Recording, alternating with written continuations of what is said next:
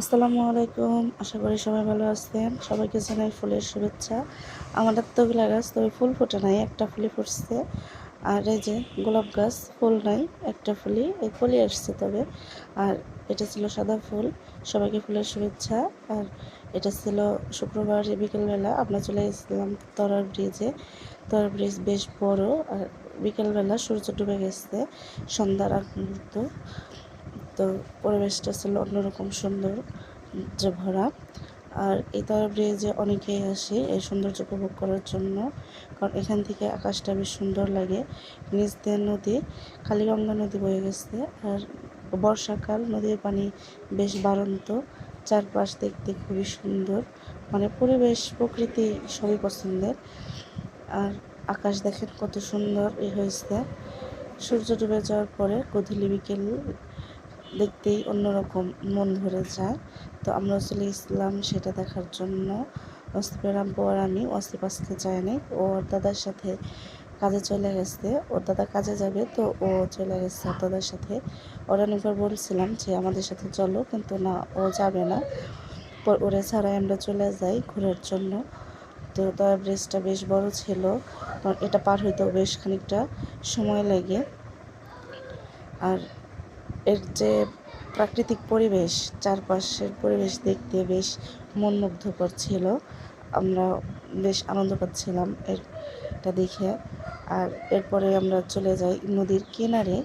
তবে নদীর কিনারে যেতে বেশ ভোগান্তি হয়তো হয়, কারণ রাস্তা বেশ ভালো ছিল না। আর বৃষ্টিতে রাস্তাগুলো ভেঙে গেছিলো। আর এটা ছিল নদীর পাড়। নদীতে বেশ বেশ অনেক স্রোত ছিল, কারণ বর্ষাকাল, নদীর পানি অনেক বাড়ছে। এই তো স্রোত, মানে কচুরিপানাগুলো মানে এত দ্রুত যাইতেছে, বোঝা যাইতেছে না। আর এটা ছিল নদীর মোহনা, মানে মাঝখান থেকে ভাগ হয়ে গেছে সেটা। এরপরে আমরা চলে যাই মুন্নুতে। এটা ছিল কাঠগোলাপের গাছ। তো কাঠগোলাপ দেখতে বেশ সুন্দর। আর এটা গ্রান, মানে অমায়িক গ্রান, সেই লেভেলের গ্রান। ওসপের আব্বু খুঁজতেছে যে কোনো ফুল পড়ছে নাকি, সেটুকাই নেবে। তো আমিও তাকে সাহায্য করছি ফুল টোকানোর জন্য।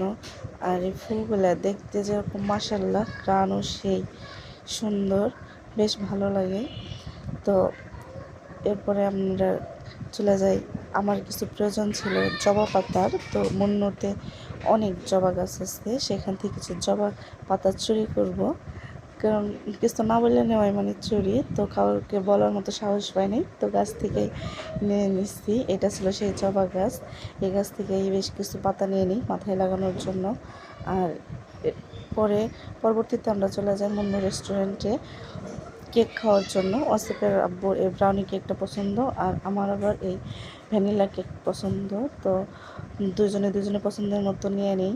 অসিফের আব্বুর এই কেক খাইতে বেশ ভালো লাগে, ওয়াসিফেরও পছন্দ, তবে ওয়াসিফ আজকে আসে নাই, এর জন্য মানে খারাপ লাগছিল যে ও আসলো না। ও আসলেও খাইতে পারতো, কিন্তু ও আসে নাই।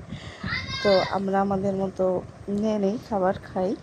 আর ওয়াসিফের আব্বুরে বলছিলাম দেখো আমারটা খেয়ে দেখো, মজা আছে। তো উনি বললো না, খাবো না। তার আবার ভ্যানিলা খাইতে ভালো লাগে না, তার বাদামের কেক খাইতে বেশি পছন্দ। তো উনি ওইটাই খাইতেছিল মজা করে। তবে আমি বারবার বুঝাইতে চাইছিলাম যে দেখেন অনেক মজা আমারটা, কিন্তু উনি নেবে না। তো কী আর করার, আমার কেক আমিই খাই, ওনারটা উনি খায়। তবে ওনারটাই থেকে আমার একটু দিচ্ছিল, আমার আবার বাদামের কেক পছন্দ না, এর জন্য খাই না। উনি বলতেছে ক্রিম সরাইয়া যদি আমার একটু দাও, তো দিতে পারো। পরে ক্রিম সরাইয়া ওনারে খাওয়াই দিই, উনি খায়। তবে মানে যার যেটা পছন্দ না, উনি ওনারটাই খায়, আমি আমারটাই খাই। একটু খাওয়া দেখলাম যে বললো না বেশ ভালো, কেকটা অনেক সফট ছিল। মুন্নুর কেক সবসময় ভালো। আমরা কেক খাওয়ার উদ্দেশ্যে মুন্নুতে যাই। মানিকগঞ্জে মুন্নুর সিটিতে বেশ ভালো রকমের খাবার পাওয়া যায়, আর পরিবেশটাও বেশ সুন্দর, কারণ এখানে বাচ্চা কাচ্চা নিয়ে আসলে পরে ঘোরার মতো বেশ সুন্দর একটা পরিবেশ আছে, খাবার দাবার খাওয়ার মতো পরিবেশ আছে, সব কিছুই সুন্দর। আর এরপরে মুন্নু রেস্টুরেন্ট থেকে বের হওয়ার পথেই এটা ছিল বাইরের বাগানটা একদম সুন্দর পরিষ্কার গোছানো। এটা সবসময় গোছানোই থাকে।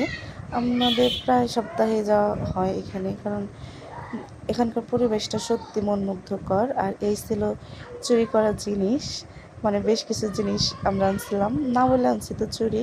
তো সবাই ভালো থাকবেন, সুস্থ থাকবেন। আল্লাহ হাফেজ, আসসালামু আলাইকুম।